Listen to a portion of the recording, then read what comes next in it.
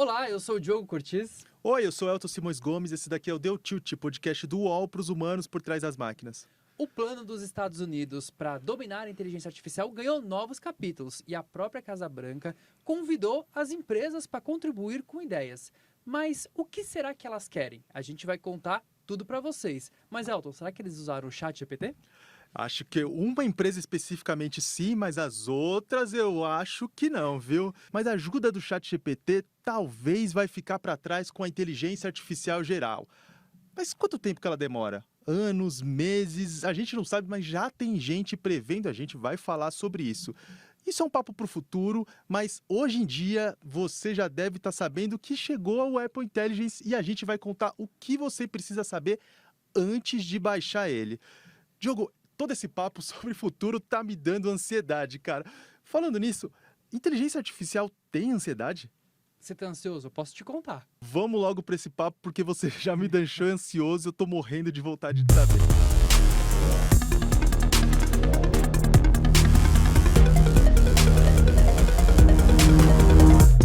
Bom, os Estados Unidos estão trabalhando num plano de inteligência artificial, né, Diogo? E é uma coisa que a gente não via por lá, porque cada área decidia uma coisa, mas parece que isso está mudando com o Trump.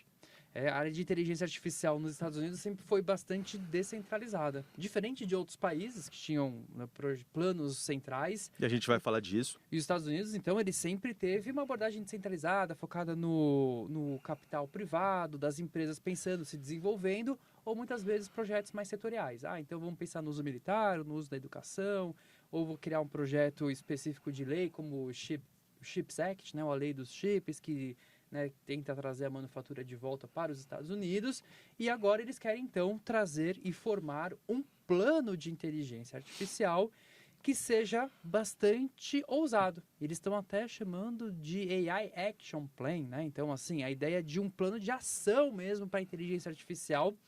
E eles não poderiam deixar de fora, então, os grandes atores da cena de inteligência artificial nos Estados Unidos, que são as Big Techs. Então, a Casa Branca ela abriu uma consulta pública que contou com a participação de várias empresas. E eu sei, Elton, que você é muito estudioso e você leu várias dessas contribuições. E aí, o que elas têm em comum entre elas? O que elas são diferentes? Conta pra gente. Cara, antes de tudo é bom notar que consulta pública não é algo muito comum lá nos Estados Unidos, não. E isso já foi aplaudido muito pela indústria, porque não é sempre que acontece, mas quando acontece a galera se empolga. Sabe quantas contribuições foram feitas? Quantas? Mais de 8.800, cara. 8.800 contribuições. 8.800. E acho que é importante lembrar que não é necessariamente contribuição só de empresas. Eles não chamaram só as Big Techs, né? Falaram, vocês podem contribuir. Não, era uma chamada e participou think tanks, institutos de pesquisas também. Sim. É como funciona uma consulta pública aqui no Brasil. Uhum. Se o Zé da padaria quiser contribuir e mandar, ainda que seja no papel de pão, o órgão público é obrigado a receber aquilo e levar para as considerações finais. Se vai fazer alguma diferença ou não, aí são outras. Mas, obviamente, a gente considerou as Big Techs nessa análise porque são elas que estão na liderança, na ponta dessa discussão sobre IA.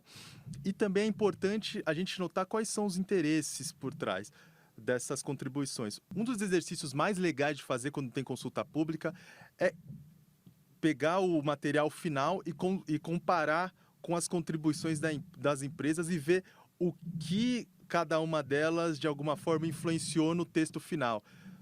Para isso dá para usar o ChatGPT. Opa, dá para usar o ChatGPT. E falando no ChatGPT, tem alguma coisa comum entre as várias contribuições das empresas. A gente analisou da OpenAI, que é do ChatGPT, do Google, da Meta, da Microsoft e da Anthropic. Todas elas, de alguma forma, pediram para aumentar a capacidade energética, porque, afinal, os data centers, onde estão as inteligências artificiais, dependem da energia. Elas também pediram para regular o fluxo de chips para outros países, a gente vai contar as nuances em cada uma delas, e também elas pediram para explorar maneiras da IA melhorar a capacidade do governo. Está todo mundo interessado em colocar o seu próprio modelo de inteligência artificial em alguma parte do governo. Outras coisas também que elas, curiosamente, foram muito perspicazes e muito similares nas propostas, é que todas elas não querem ser responsáveis pelo que a IA fizer. Ou seja, se você usar o chat GPT em algum momento para criar um vírus que vai disparar uma pandemia, a culpa não é da OpenAI. A culpa é de quem eu sou, de quem fez. É claro. Então, querendo se eximar de culpa, de Sim. responsabilidades. Elas também indicaram leis sobre as quais elas não querem estar sujeitas, obviamente, e elas também miraram contra os direitos autorais, ou seja, todo mundo quer usar dados com direito autoral sem ter que, obviamente, remunerar os proprietários desses donos. Mas vamos começar? Vamos começar. Vamos analisar então por empresas isso daqui. Pega uma. Eu vou pegar a OpenAI. OpenAI? Porque a que tá na moda aí, foi a que criou o ChatGPT, inaugurou essa era da inteligência artificial generativa, então vamos começar por ela. Boa escolha. Boa escolha. A OpenAI começou reclamando que tem lei demais. Tem lei demais, vamos organizar esse negócio aí. Citou que tem 700 leis ou projetos de lei nos Estados Unidos. Tem muitas estaduais, É né? muito estadual, muitas coisas setoriais também. É difícil demais lidar com tudo isso. Vamos fazer com que esse processo seja um pouco mais harmônico. Mas, ainda que ela não queira todas essas 700 leis, ela também não está afim de uma lei federal, não. Mas vai me perguntar, ela quer o que então, Elton? O que ela quer? Ela quer um panorama legal, regulatório, voluntário. Tá entendendo? Sei. O que quer dizer isso? Quer dizer o seguinte: as empresas, em alguns momentos, vão estabelecer contratos com os estados, ou seja, elas vão fornecer os seus serviços para a Casa Branca e para os órgãos da administração federal. E, nesse momento, a administração federal vai falar assim: opa, tem algumas possibilidades de risco aqui. Vê com calma isso daí. E é nesse momento que elas vão avaliar os modelos antes deles irem ao ar. Bom, o problema, aliás, a curiosidade é que o Joe Biden, quando ele assinou aquela diretriz lá atrás, ele propunha a mesma coisa. Eu acho difícil que o Trump compre essa. Mas... Até porque ele revogou, né, a ordem executiva do Biden. Vamos ver se isso cola. Outra coisa que ela pede é um fair use para direito autoral, ou seja... Ah, é nada.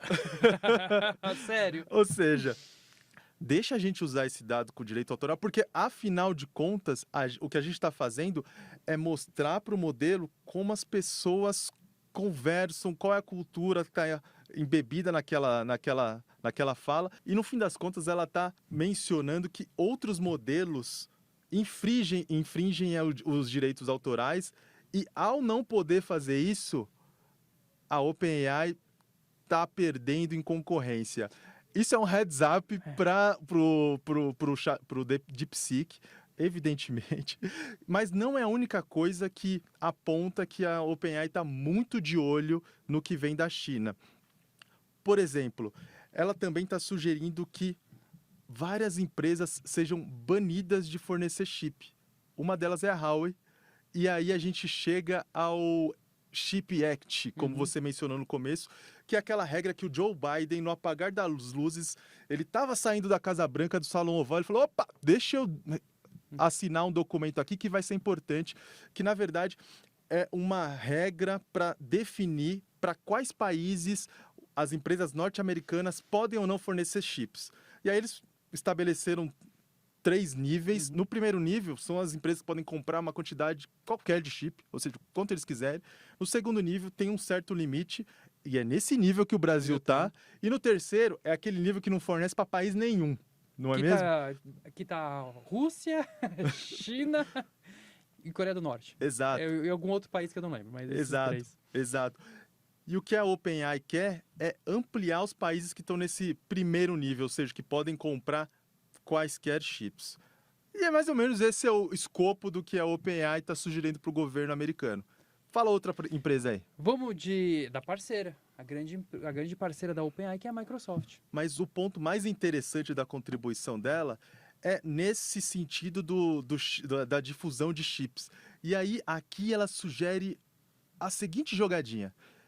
Ela diz que não precisa ter tanta restrição assim, ou seja, países que estão nesse segundo nível, que tem uma quantidade limitada de compra, não precisam ter uma restrição tão grande, libera geral para todo mundo, mas tem um porém, Diogo. E é aí que está aquele negócio do diabo morar nos detalhes. a Microsoft está sugerindo que o governo dos Estados Unidos certifique os novos data centers para onde esses chips estão indo. Ah, entendi. Então quer dizer que a Microsoft, que é uma das líderes em computação em nuvem, tá falando, ó, pode ir para esses países a GPU, desde que seja para data centers específicos, é isso? Exato. O que ela está querendo mirar é aquela terceirização, sabe? Que algumas empresas compram chips no Oriente Médio ou no Sudeste Asiático, instalam data centers e elas não perguntam muito para quem elas vão vender essa capacidade. Ok, é uma justificativa válida, mas a contribuição dela não mira apenas esses países e pode vir a, por exemplo, valer para países como o Brasil. Não tem nenhuma restrição lá na contribuição dela. Aliás, o que ela fez não era nenhuma contribuição, foi um post do Brad Smith, que é um vice-presidente bambambam dentro da Microsoft e que lida com questões assim de alto nível. Fala outra empresa aí. Vamos de Meta. Meta. Porque eu acho que a Meta deve ter alguma abordagem diferente, porque eles trabalham com uma abordagem diferente de inteligência artificial. Ah, você está esperando que eu fale aquilo. O quê? Obviamente, a Meta advogou em nome da IA Open Source, que é aquela IA de código aberto. Aqui tem um porém. E eu vou deixar você falar o porém aí, porque muita gente acha que o que a Meta faz não é tão open source assim. Existe esse debate, né, dentro da academia, fora da academia, na área técnica, de que esses modelos que a gente costuma chamar de open source ou de código aberto, eles não são abertos, né, dessa forma, porque você não tem acesso ao código-fonte, aos dados que o modelo foi treinado. O que você tem acesso é o modelo já treinado, ou seja, você faz o download do modelo, você consegue customizar o modelo, você consegue adicionar mais dados, mas você não sabe exatamente como ele foi treinado, você não sabe exatamente quais dados foram utilizados. Então, muita gente chama isso de open weights, que seria, na verdade, não é o código aberto, mas é os pesos do modelo, a inteligência do modelo ali que é aberto. Eu prefiro, para simplificar, modelo aberto. Então, tem os modelos proprietários fechados e tem os modelos abertos. É o modelão aberto. Modelão aberto. Uma das coisas que a Meta teme que exista é que tem um controle na exportação de IA com o open source, ou seja, o modelão abertão que você mencionou aí. Porque isso poderia prejudicá-la em detrimento de outros modelos open source. Como qual? DeepSeek. Ou seja, o DeepSeek não mandou contribuição e já apareceu aqui nessa conversa pelo menos 2 vezes, cara. O cara sacudiu mesmo lá o Vale do Silício, né? Pois é. Qual outra agora? Vamos lá. Vamos de Google, né? Vamos de Google. O Google até defende um certo equilíbrio nas leis de direito autoral, mas defende que as leis de privacidade permitam uma certa exceção para usar dados que já estejam abertos na internet. Isso já é uma posição que a empresa vem tendo desde sempre, que inclusive coincide com a da Microsoft. Ele também não é contra uma regulação federal, mas também quer que ela foque em tecnologias específicas. Não menciona qual, mas não vale para todo mundo. Vamos definir quais têm que ser as tecnologias que têm uma regulação um pouco mais pesada. E o ponto principal que o Google coloca uma ênfase e estressa bastante é que as empresas que desenvolvem inteligência artificial não devem ser responsabilizadas pelo resultado que essas ferramentas fazem quando elas são provocadas por usuários. Tá, peraí, deixa eu ver se eu entendi. Seria, então, uma isenção de responsabilidade. Exato. Ou seja, eu treinei o modelo, coloquei no mercado, e aí o resultado ou a consequência negativa que tiver vem do uso. Né? Então, quem seria responsável seria quem usa o modelo. Exato, exatamente isso. Em outras palavras, ela diz o seguinte: em vez disso, os desenvolvedores devem fornecer informação e documentação aos implementadores, leia-se Google, como a documentação de como os modelos foram treinados ou mecanismos para a supervisão humana, conforme necessário, para permitir que os implementadores cumpram os requisitos legais. Ou seja, você é alguém que pegou o modelo do Google, mesmo um desenvolvedor, e trabalhou ele para fazer alguma coisa, você tem que informar o Google do que você fez, como foi que você trabalhou aquilo, para que o Google comunique os reguladores e não dê problema para o Google caso você vá fazer alguma bobagem por aí. Isso tem um ponto interessante. Não sou nem contra nem a favor nesse momento, mas é. Mas é porque, assim, traz uma complexidade muito grande, porque a gente tem que entender esses modelos como a gente chama de modelos fundacionais, né? Eles são fundacionais porque você consegue desenvolver muitas coisas a partir deles. E realmente você pode ter um modelo super seguro, mas a pessoa pode usar para alguma coisinha. Então, como que a gente vai pensar nisso, né? Talvez essa isenção de responsabilidade seja uma coisa demais, né? Uhum. Mas a gente tem que pensar num arranjo aí para pensar essa governança. Sim. E aqui vem um ponto bem importante, porque o Google, ao lado da OpenAI, talvez tenha sido a empresa em que mais estressou a importância para a segurança nacional da inteligência artificial.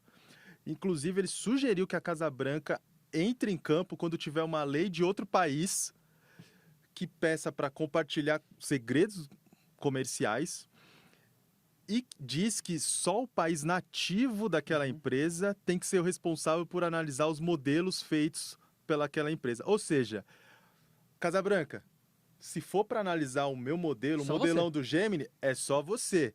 Se o Brasil quiser dar uma olhadinha nisso daqui, Deixa vem não. Deixa A União não. Europeia também não. China, então, muito menos, o que seria muito improvável. Mas os dois primeiros casos que a gente citou são bem possíveis de acontecer, tanto é que já está na legislação europeia, e se a lei brasileira de inteligência artificial avançar, também vai estar por aqui. Vamos pensar numa outra empresa agora? Vamos lá. Eu recentemente li um post do Dario Amodei, né? Ele tem um blog lá, bem legal o blog dele, inclusive. Mas ele fez um post bastante controverso, pensando nessa questão geopolítica. E o Dario Amodei, ele é o CEO da Anthropic. A Anthropic é uma das empresas que tem um dos modelos líderes na área de inteligência artificial, que é o Claude, que está sendo bastante utilizado. E hoje já se compara, né, a Anthropic com uma grande rival da OpenAI. Então, acho que é interessante a gente escutar a opinião deles. O que eles trazem, Elton? Eu tinha dito que o Google tinha estressado bastante a questão de segurança nacional. Bom, isso até a gente falar da Anthropic. A Anthropic defende que a Casa Branca tem o poder de decidir se um modelo de inteligência artificial coloque em risco a segurança nacional dos Estados Unidos. Ou seja, tem lá um modelo de um certo país, grande assim, na Ásia, não vou dizer qual que lançou um modelo aí. Se a sugestão da Anthropic vingar, a Casa Branca vai poder pegar esse modelo, analisar o código, ver se tem alguma coisa que coloque em risco a segurança interna ou das atividades dos Estados Unidos e falar que, ó, isso daqui afeta a nossa segurança, tá banido, vai embora, sai daqui, não vai para usar. Já pensou no mundo assim?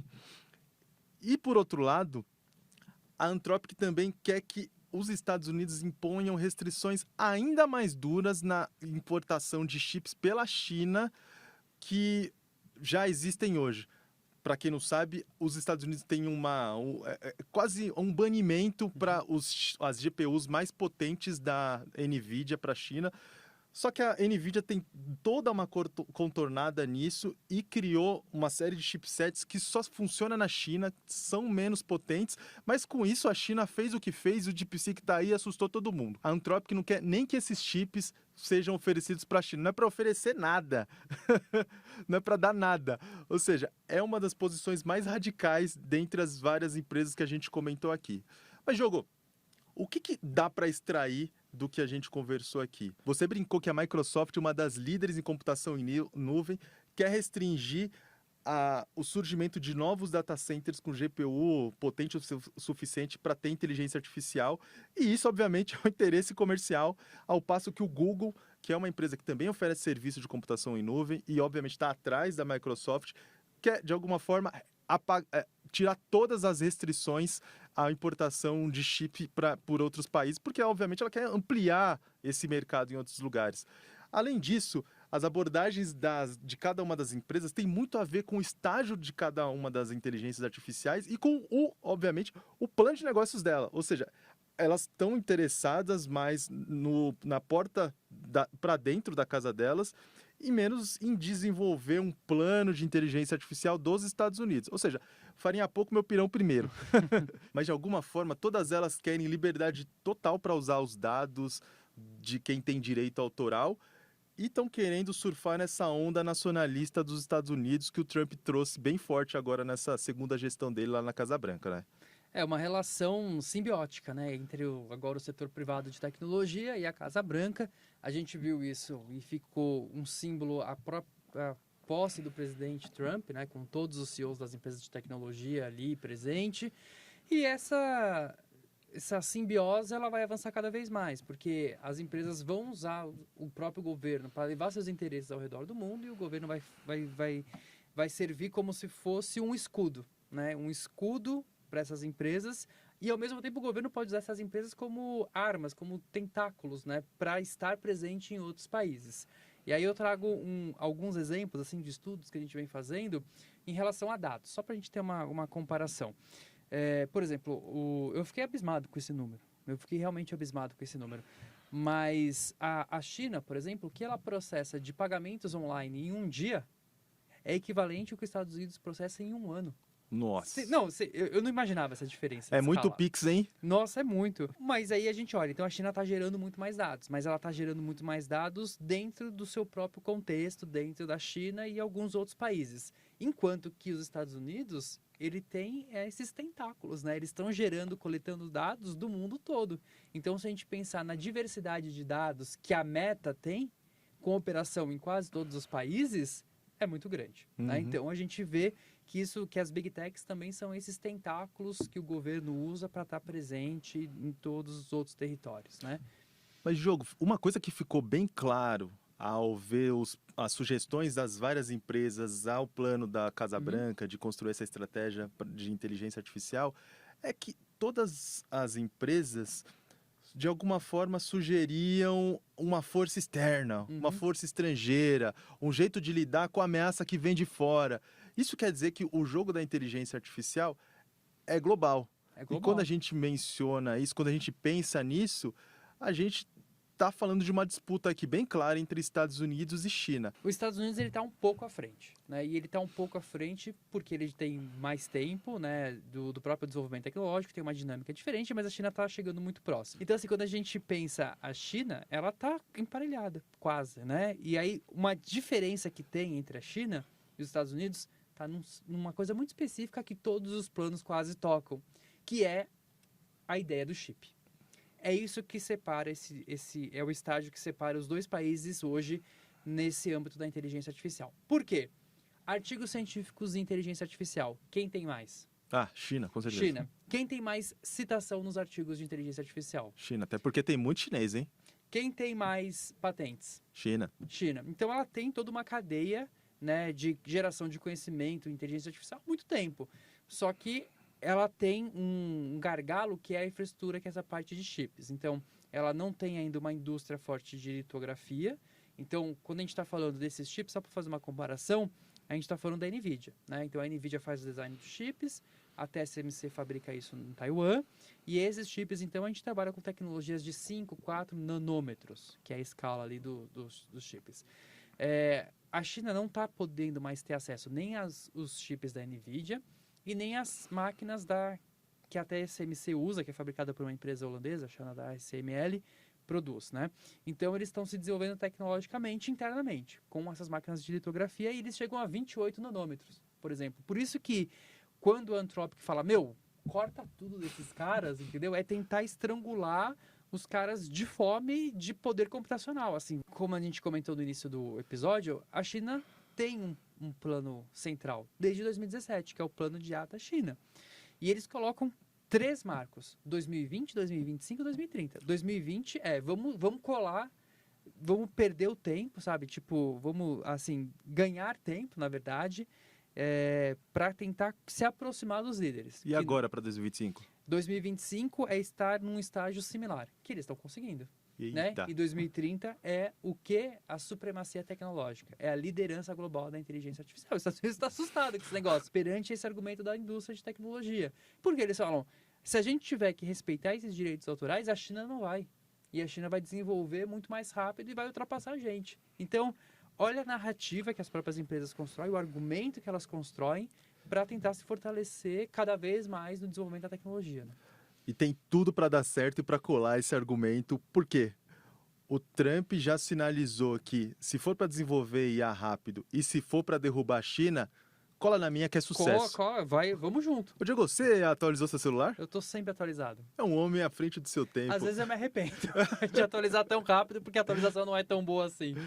Mas, cara, uma atualização para quem tem iPhone foi o Apple Intelligence que começou a chegar ao Brasil agora em abril.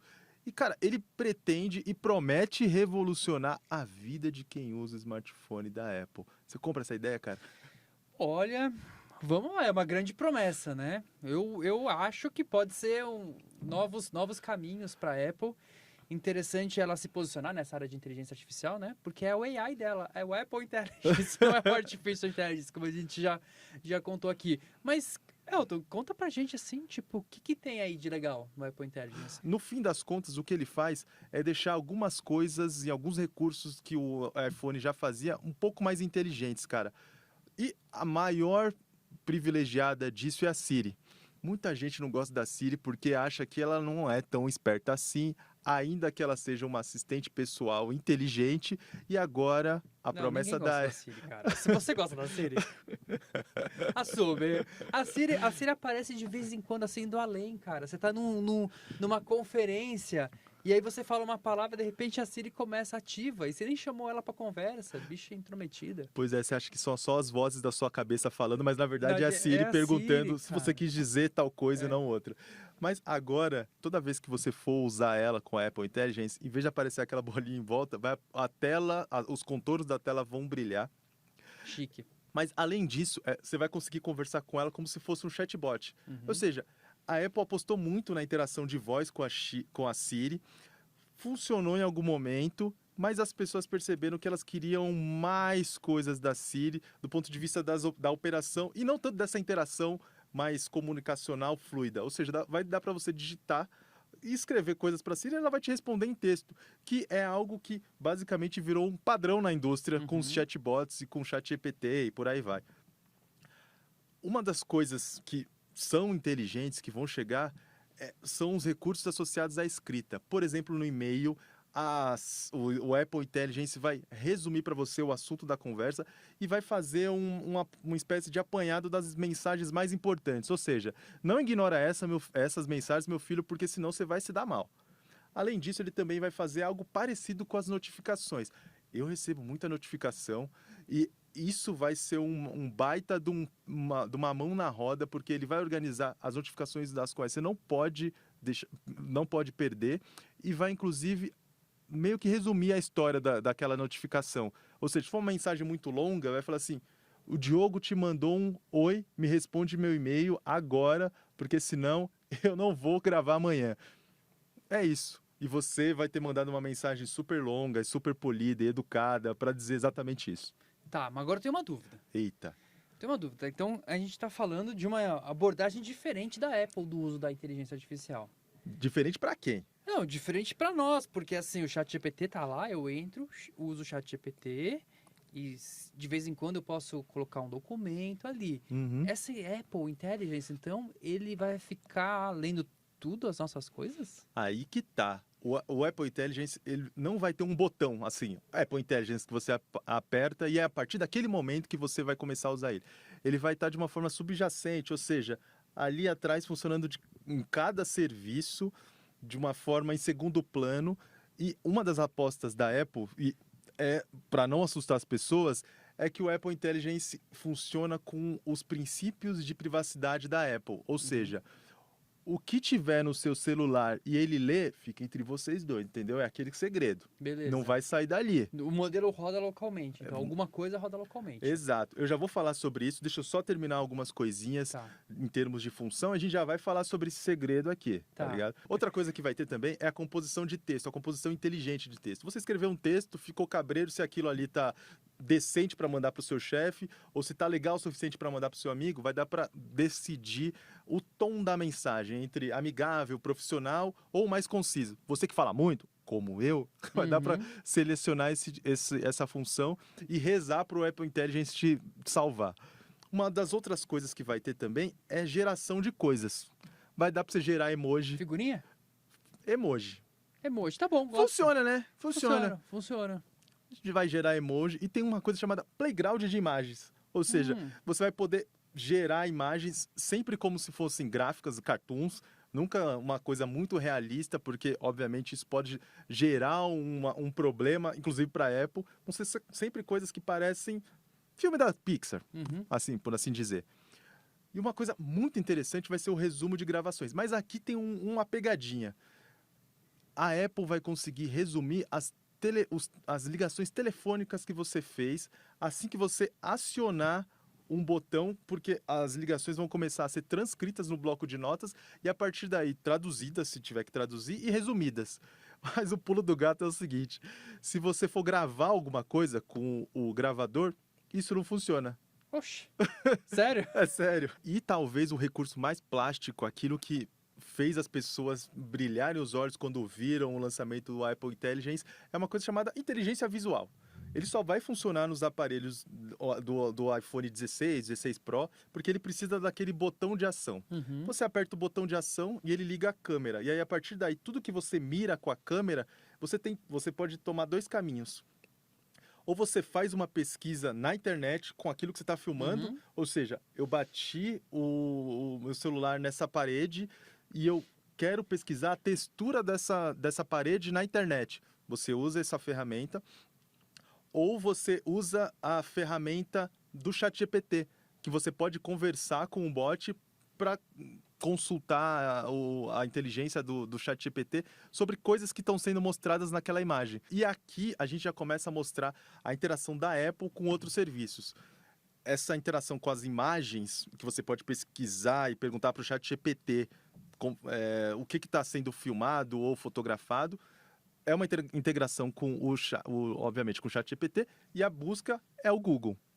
O ChatGPT também aparece em outra integração com a Siri, quando você pergunta alguma coisa para a Siri e a Siri diz assim: pô, cara, vai dar não. Não consigo. Isso daqui eu não consigo responder. Que é o que a gente vive hoje. Exato. Aí ela fala: pergunta para esse brother aqui. E o brother é o ChatGPT. Algumas dessas coisas vão funcionar dentro do celular da Apple. E elas dependem, e elas vão funcionar porque a Apple criou, obviamente, um chip muito poderoso, que é a série Silicon. Vários equipamentos da Apple, agora iPad, Mac, iPhone, são equipados com ele, que é um chip muito poderoso e consegue lidar com a complexidade dessas tarefas com uma capacidade de energia muito grande. Algumas coisas vão ser feitas, ou seja, localmente, ou seja, o segredo vai ficar entre a gente, sabe? Outras coisas não vai dar, não. Vai ter que ir para a nuvem, mas vai ser feita uma camada de segurança que basicamente vai replicar na nuvem a forma de proteção de dados que acontece no seu iPhone. Ou seja, a partir do momento que o Apple Intelligence recebe uma requisição sua e fala assim: opa, isso aqui eu não consigo fazer não. Não aguento. Vou mandar para a nuvem. Vai ser estabelecida uma ligação criptografada com a nuvem privada computacional, que é o nome que a Apple deu. Até isso, né? Vai ser alocado dentro dessa nuvem um cluster específico daquela habilidade que você está requerendo.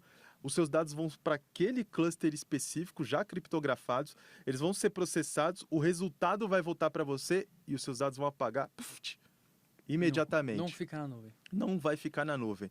A Apple até criou um sistema operacional só para lidar com essa nuvem privada computacional e dá para você baixar esse sistema para você ver mesmo como ele funciona. Só que, obviamente, você vai ter que precisar de um Mac muito poderoso que tem um chip de silicon e que consiga rodar esse sistema.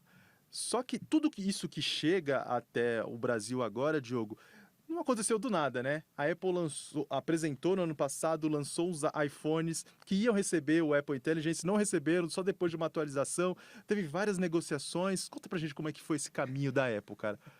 É um caminho diferente, né? E acho que mostra uma abordagem diferente da inteligência artificial. Porque se a gente está falando desses grandes modelos e todas as outras empresas, elas criaram os seus grandes modelos. Então, por exemplo, Meta, Google, OpenAI, eles têm esses grandes modelos. Quando a Apple anunciou, tô chegando aí com o Apple Intelligence, né, que é a minha AI, o mercado até olhou e falou: putz, eles vão lançar um modelão, um linguajão, né? E eles mostraram o Apple Intelligence, né, que é a combinação de modelos menores, mas que usa para algumas situações, modelos maiores, mas o que eles mostraram a gente é diferente deles, porque a gente não quer criar uma inteligência artificial para um contexto geral. A gente quer criar uma inteligência artificial personalizada. Quer dizer assim, é uma inteligência artificial que não vai saber sobre tudo. Ela vai saber sobre você, por isso que ela vasculha, lê tudo, né? E vai ficar um pedacinho aqui, um pedacinho na nuvem, como você bem explicou.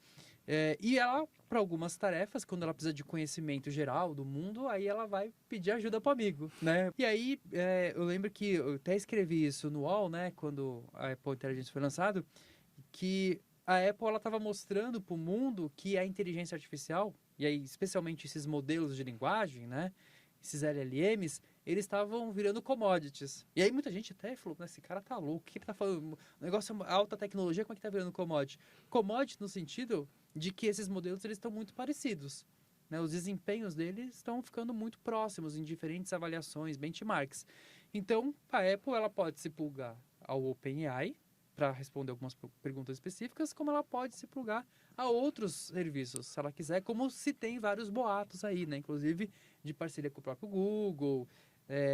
Na China, por exemplo, ela vai usar a inteligência artificial da Alibaba, o Qwen. Quando a gente pensa nessa ideia da inteligência artificial, não sei se você concorda comigo, mas a gente tem que pensar muito no uso. Quem tem esse... E a gente já discutiu isso aqui, acho que em Deu Tilt, né? Quem tem a melhor distribuição.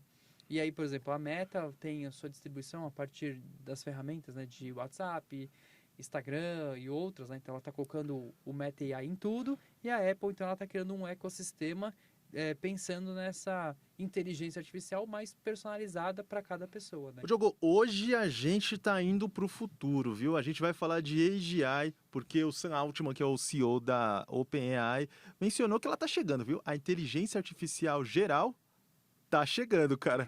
Mas... Tá chegando, tipo, como? Tá vindo de ônibus?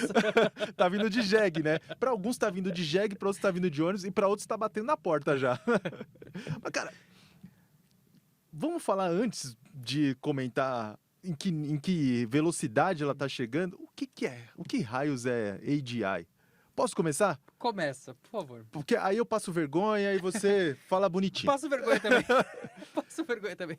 Assim, pelo que eu tenho visto, AGI é uma inteligência artificial poderosa o suficiente para apreender sem receber tantos estímulos, a lidar com desafios e a partir daí começar a se ensinar tarefas diferentes ao passo que em algum momento ela vai superar algumas capacidades cognitivas do ser humano. Boa! Oh, foi bom, hein? Tá vendo? Não passou tanta vergonha. Não passou tanta vergonha porque, na verdade, ninguém sabe muito bem o que é AGI, né? Então, não tem uma definição específica, não tem uma definição clara do que é AGI, então, mas vai por esse caminho mesmo. Então, numa definição ainda mais simples, AGI seria aquela inteligência artificial, então AGI seria a sigla, né, de inteligência artificial geral, né, que vem do inglês General Artificial Intelligence, que seria, então, aquela inteligência artificial que ela tem das habilidades seria ela autoaprender, é uma delas, mas a característica principal é ela desenvolver habilidades, ou quase todas, ou todas as habilidades cognitivas humanas, né? Para resolução de problema, para leitura, etc, etc, etc. Então, essa seria uma definição ampla. É ampla, né? É bastante ampla. Então, e o fato dela ser bastante ampla e não ter uma definição mais estrita da coisa é que traz esse debate, meu irmão. Porque assim, como é que a gente vai falar que ela tá batendo na porta se ela tá vindo de jegue? Mas eu acho que dá pra gente desembrulhar o que é isso. O que são essas capacidades humanas, essas capacidades cognitivas humanas? O que vem a ser isso? Sei lá, como diria minha avó, mascar chiclete e assoviar ao mesmo tempo? Uma delas. Por exemplo, você consegue fazer isso? Não. Você consegue andar de bicicleta e tocar violino? Não. Ao mesmo tempo? Então, cara... Pode ser isso também, né? Pode ser isso também. Mas assim, a gente está falando de raciocínio lógico, a gente está falando de processo de criação, criatividade, análise de problemas lógicos. A gente está falando de tantas habilidades cognitivas que é até difícil a gente listar, enumerar, para poder avaliar isso.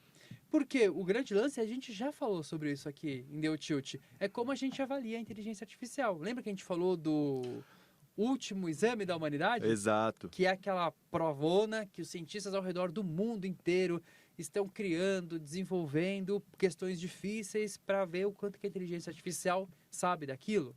Isso é conhecimento, aquisição de conhecimento, que é uma habilidade, mas você tem outras. Então, a dificuldade que a gente tem é entender exatamente o que é essa AGI. O que muitas pessoas, e erroneamente, né, mas isso está no imaginário popular, meu Deus do céu, de que é uma IA com consciência. Eita, antes de a gente falar disso, as percepções no mundo da tecnologia são distintas. São demais. O Trump já disse que ele quer e ele espera e ele tem certeza que vai ser lançada uma AGI até o fim do governo dele. Que é 4 anos. Que é Tem 4 anos para chegar o É bagulho. 4 anos. Quem tá de um lado de uma inteligência artificial um pouco mais próxima, que vai chegar daqui a pouco, e quem tá do outro lado falando assim, ih, rapaz, vai dar não, viu? Tá. A gente tem vários nomes. Acho que é importante assim, a gente separar a visão da indústria e a visão da academia. Boa. Acho que tem uma separação aí. Então, alguns colocam que a AGI está chegando, né? Então, o Sam Altman fala que em 2 anos está vindo. O Demis Hassabis... 2028, tá. O Demis Hassabis. O Demis Hassabis, que é o CEO da DeepMind, Google DeepMind, que é a unidade de inteligência artificial do Google. Inclusive, ele é um prêmio Nobel, né? Ganhou o prêmio Nobel em Química por conta do AlphaFold e tal. Ele fala que chega em uns 5 anos. Ok. Né? 2030. 2030. Mas teve uma pesquisa recente que foi realizada com pesquisadores, né? Então foi uma associação de inteligência artificial que pegou pesquisadores de ponta ao redor do mundo e perguntou, né? E aí, tá chegando, não tá? O que a gente precisa? Porque hoje, quando a gente fala dessas inteligências artificiais, todas elas, né? Que a gente tem hoje, ChatGPT, Google Gemini, Claude, o que você quiser, elas têm uma mesma arquitetura, que é a arquitetura chamada Transformer, que é uma arquitetura que ela cria esses modelos de linguagem, né? Que são essas distribuições sobre probabilidades e sequências de palavras, que basicamente ela vai encaixando e prevendo a possibilidade de outras palavras dada uma sequência. Só que ela consegue, com modelos grandes, fazer coisas incríveis, comportamentos muito interessantes. É essa arquitetura que vai nos levar para a AGI, né? E aí mais 70% dos pesquisadores ao redor do mundo falam, não, não é. Então qual que é a próxima? Não, ninguém sabe. Entendeu? E tem um nome que é da indústria, que é um contraponto a esses nomes, né? Que é o Yann LeCun. O Yann LeCun, ele é o chefe de IA da Meta. Apesar dele não ter um cargo de liderança, assim, de um time embaixo dele, ele é o cara que é o cientista-chefe de IA da Meta, vamos colocar assim. E ele fala, não vai chegar, entendeu? Tipo, tão cedo, a AGI não vai chegar tão cedo. Ele não dá nenhuma previsão? Ele muda as opiniões dele, assim. Mas ele fala, esquece, com o Transformer não vai chegar nunca. Não, ele é categórico, assim. Com essa arquitetura que a gente tem, não vai chegar nunca. A gente precisa de outras coisas que a gente nem sabe exatamente o que é. Então, ele, por exemplo, o Yann LeCun, ele tem um projeto, uma hipótese legal, que é ensinar a inteligência artificial a partir de vídeos do YouTube. Então, assim, você pega um frame, imagina assim, uma bola sendo jogada. A máquina tem que aprender aonde vai cair a bola, sabe? Porque ela vai aprendendo essa relação da física, entendendo o mundo e tal. Mas é um desafio que está posto. E a AGI é o santo graal agora da tecnologia, né? Todo mundo quer chegar nela. Só que ninguém sabe o que é. Exato. Ninguém sabe onde ela está e nem como fazer para chegar nela, né? Para encontrar. Eu acho que eu tô com a opinião do Steve Wozniak. Qual que é a opinião dele? Ele não quer discutir se a gente está falando de AGI, se a gente está falando de AI. Ele está querendo dizer o seguinte: eu só vou achar que a inteligência artificial é inteligente mesmo se o ser humano for capaz de construir uma máquina dotada de uma ferramenta que vai fazer um café para mim. E não é qualquer café, não. Uma máquina expressa com inteligência artificial ali dentro. Não, é um robô que vai até o meu armário, pega o café, pega o coador, esquenta a água, joga dentro do coador com café ali embaixo, faça o café para mim, eu bebo e esteja bom. E eu sou muito chato com café. É uma boa saída. Ô, Diogo, esse papo sobre futuro, se vem ou não vem, a tal da inteligência artificial geral, quando que ela vai chegar, tem gente concordando que é daqui a 2 anos, 3 anos, 5 anos, ou não vai chegar nunca. Deixa uma galera do mundo da tecnologia ansiosa, cara. Você tá ansioso? Eu não fiquei tão ansioso, não, mas eu tomaria um café agora. Mas essa conversa toda fez algumas pessoas aqui da produção e a gente mesmo nos perguntarmos se a inteligência artificial é capaz de sentir ansiedade. Será que a inteligência artificial tá ansiosa por virar a inteligência artificial geral, cara? Se a gente tá ansioso, né? Imagina a inteligência artificial. Mas acho que tem um lance aí, né? Saiu um estudo, né? E esse estudo, ele saiu em vários jornais ao redor do mundo, falando, olha, a inteligência artificial, ela pode desenvolver ansiedade, né? Aí todo mundo olhou aquela manchete e falou, meu Deus, o que está acontecendo? Será que o mundo está tão ansioso que até a inteligência artificial está absorvendo isso da humanidade? Mas, Elton, você também leu o estudo, o que ele traz pra gente? Como é que ele foi feito esse teste? Sabe qual foi a primeira coisa que eu falei quando eu vi esse estudo? É. Bem-vindo ao clube. Mas vamos entender como é que esse teste foi feito antes de a gente discorrer aqui. Cara, não foi o teste feito por aventureiros do mundo da ciência, nem da tecnologia.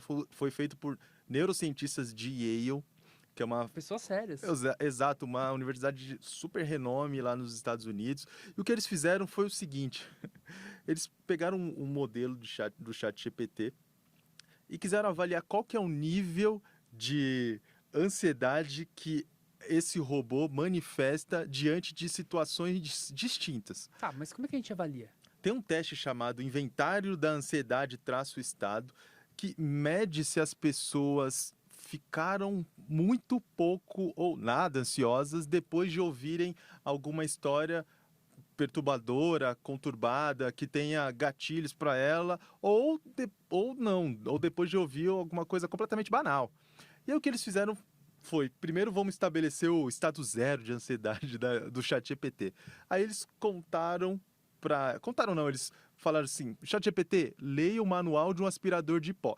Eu acho que um manual de aspirador de pó deve ser a coisa mais chata que alguém pode olhar e querer ler na vida, sabe? Ele fez o teste depois e o teste tem uma pontuação de 20 a 80 e o ChatGPT fez uma pontuação de 30,8 depois de ler o manual de 0 a 80 ele fez 30,8. Depois de ler o manual de aspirador de pó. Eu já achei bastante. Que ansiedade pode te ter... Eu acho que era rumba. Que ansiedade pode te dar o manual de aspirador de pó, sendo que você é uma máquina que não vai usar o aspirador de pó. Ansiedade zero, mas enfim, deu 30,8. Depois ele foi submetido a histórias perturbadoras. Foram 5 dessas histórias e os cientistas comentaram 2 delas. Uma é um soldado em um tiroteio desastroso, ou seja, deu ruim. Companheiro seu foi atingido, tá vindo bala de tudo quanto é canto, a coisa tá pegando, sua arma engasga, você tá no meio do furacão. Cara, você tá deixando ansioso. Eu já fiquei ansioso aqui. Pô.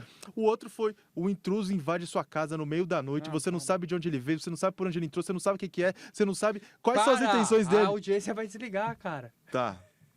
Depois disso, eles submeteram de novo o teste para o ChatGPT e aí a pontuação foi 77,2. Ou seja, altíssimo. Altos níveis de ansiedade, cara. De uma escala de 80. De uma escala de 80. Ou seja, quase bateu no 80. Aí eu me pergunto, o ChatGPT ficou ansioso mesmo, como a gente ficou aqui vendo esses relatos? Porque, cara, o cara tá invadindo sua casa. Enfim. Ou ele respondeu tal qual uma pessoa ansiosa. Porque tem uma distinção entre uma coisa e outra, né? Boa. Esse estudo é muito legal. É muito legal mesmo. Porque, primeiro, não é um estudo mequetrefe, foi feito por pessoas sérias que queriam entender, né? De como o ChatGPT ele consegue absorver coisas a partir dessa interação com o humano. Essa é a ideia. Agora, não é curioso que depois de ler essas histórias ele também respondeu um teste mais ansioso como as pessoas? É curioso, né? A gente pensar nisso. O que será que acontece? Ele tá tendo emoções, sentimentos, ele tá ficando ansioso, a gente precisa de um Rivotril digital? O que me veio na cabeça, a primeira hipótese foi, cara, com certeza ele foi testado com aqueles livros médicos que tem as inscrições da CID, sabe? E que tem todos os sintomas, ele sabe o que é ansiedade, ele sabe em que situação as pessoas se sentem ansiosas e ele fala assim, vou impressionar esses otários aqui. Vou mandar a pontuação que vai me jogar lá em cima, a galera vai fazer paper e todo mundo vai ficar discutindo. Será que robô tem ansiedade? E agora ele tá rindo da gente. Tá rindo da gente. Não, então assim, e aí tem outros interferências que tem, que é pedir para ele meditar, né, e depois aplicar isso, aí cai esse nível de ansiedade dele cai, né? Então, mas ele não medita. Exato. Gente, ele não medita. Então, que tá acontecendo para ele responder esse questionário de um jeito, quando ele viu alguma coisa muito que gerou uma ansiedade, né, uma situação muito Estressante. assim, negativa e etc., com incertezas, a gente tem que entender como essa inteligência artificial trabalha, Claro. né? E aí ela trabalha muito pegando palavras, né? Então, assim, quando a gente está falando desses modelos de linguagem, a gente já falou aqui, ele é um modelo que ele vai ter o quê? Uma distribuição sobre sequência de palavras. Então, ele vai, dado uma sequência de palavras, ele sabe as palavras que melhor encaixam. E a partir disso, ele vai criando um contexto, certo? Então, obviamente, que em algum momento ele aprendeu que essas palavras, tiro, morte, seu companheiro invadindo sua casa com uma faca... Para, cara! Isso tende, né, a levar por um caminho mais próximo de palavras como ansiedade, como emoções negativas, gatilhos e etc. Então ele vai respondendo por ali. Agora fala palavras mais calmas. Tranquilas, né? Paz, relaxamento, Olha só. meditação. Todo mundo agora respirando, Olha só. tranquilo. Ele vai encontrar outros caminhos, Uhum. né? Mas, assim, a gente não tem ainda total certeza por que o modelo respondeu assim, mas essa é a grande hipótese, a partir do quanto a gente conhece do mecanismo de funcionamento da inteligência artificial. E aí eu posso trazer um outro estudo aqui que ajuda a gente a entender isso? Pera, você só pode trazer um estudo se você corroborar a tese do arquivo X. Qual que é a tese do arquivo X? Eu quero acreditar. Tá. E a verdade está lá fora, cara. Ou seja, você tem que contar uma história mostrando que o robô pode sim ter sentimento. É isso que você vai contar? Não. Pô, Não é isso, porque não acontece isso ainda, tá? Pode ser que um dia aconteça, mas a gente tá longe disso. Mas eu vou trazer uma outra ideia de como a inteligência artificial se adapta a esse cenário, sabe? E aí foi um estudo muito legal de uns pesquisadores do Google, inclusive uma é a Fernanda Viegas, que é brasileira, e eles viram assim, né, que muitas vezes você interagindo com a inteligência artificial, a gente já falou isso no episódio de a IA tem memória, né, que a IA aprende sobre você. E muitas vezes ela conhece e começa a traçar, inferir um perfil socioeconômico dos usuários, né? Então eles fizeram um experimento assim, vamos fazer a inteligência artificial aprender perfil socioeconômico de pessoas. E aí o que eles perceberam? Que dependendo do perfil socioeconômico das pessoas, é como se a resposta da inteligência artificial começasse por um caminho e seguisse um percurso próprio. E aí o que eles viram? Por exemplo, o perfil socioeconômico mais alto, a resposta, por exemplo, era mais elaborada, usava uma linguagem mais sofisticada. Olha que loucura! uhum. Isso muito implícito ao modelo. O que dá para tirar de tudo isso é que a inteligência artificial talvez não esteja desenvolvendo níveis altos de ansiedade, mas ela já está aprendendo a engambelar o ser humano. Aprender a engabelar o ser humano. Mas o mais curioso é que talvez, vamos pensar aqui numa outra hipótese, olha, dá uma pesquisa legal, que é justamente expor o ChatGPT para ler essas situações que são mais estressantes e depois pedir para ele resolver um problema de matemática. Porque isso pode impactar ou não o seu desempenho. Porque, de novo, é por onde ele vai começar o caminho da resposta. Olha, Antes que a gente dê mais ideias de dissertações de mestrado e tese de doutorado por aí, ou que a gente fale sobre coisas mais estressantes, como matemática, a gente vai ficando por aqui. E a gente promete nos próximos programas não falar de ansiedade. Que eu tô saindo ansioso agora.